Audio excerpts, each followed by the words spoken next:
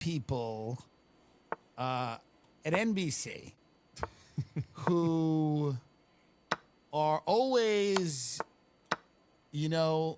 incredibly focused and focusing our attention exactly where it should be. And here we are, NBC News.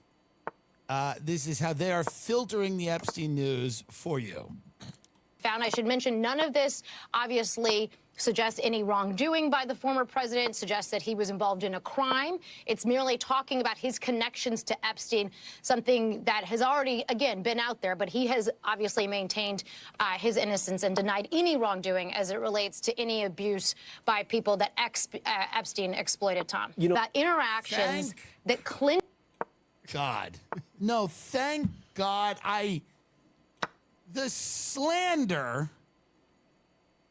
has to stop. And I thank God that NBC has the guts to come out and say, hey, just because the president was mentioned 50 times in the deposition of a victim of a human trafficker, just because he might have taken said human trafficker's plane 25 times or whatever, just because the human trafficker's best friend, Ghislaine Maxwell, was at the president's daughter's wedding.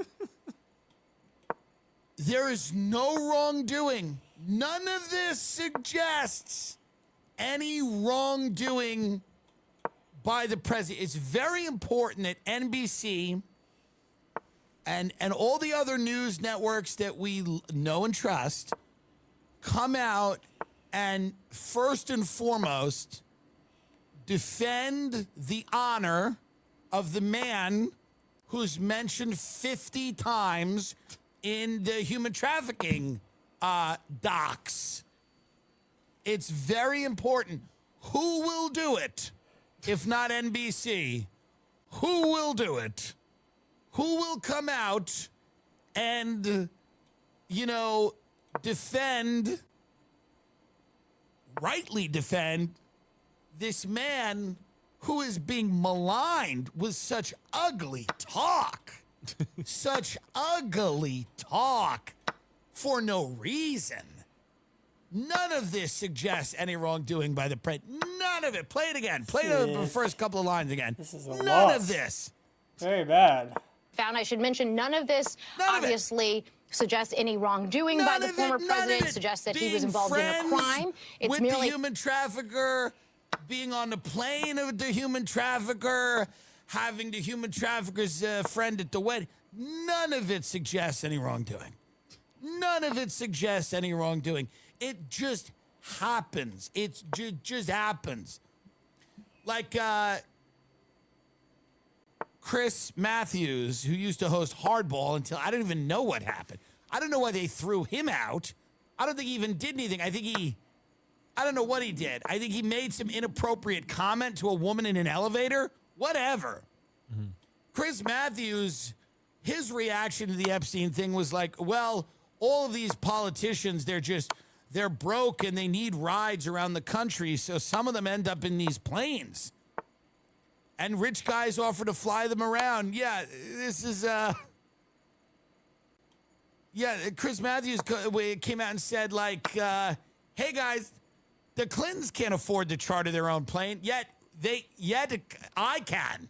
Somehow I can charter a private plane if I want to go perform at Side Splitters in Tampa, but Bill and Hillary Clinton somehow can't afford a chartered plane, so they have to take the charity of Jeffrey Epstein.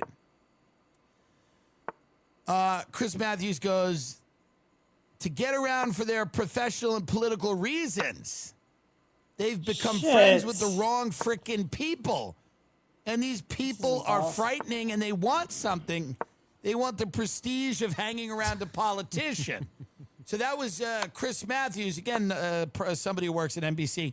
That was his way of understanding it, is that it's a big 90s movie mix-up where you end up on a plane with a human trafficker at an island where they're having sex orgies with children. It's a big mix-up.